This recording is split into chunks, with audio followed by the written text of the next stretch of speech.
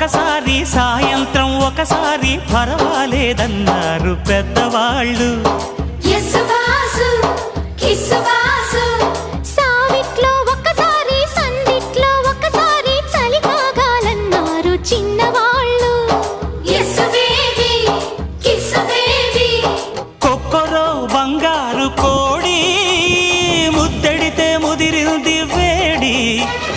పిల్లగో చూశాని నాడి అదిరింది కన్నెబాడి.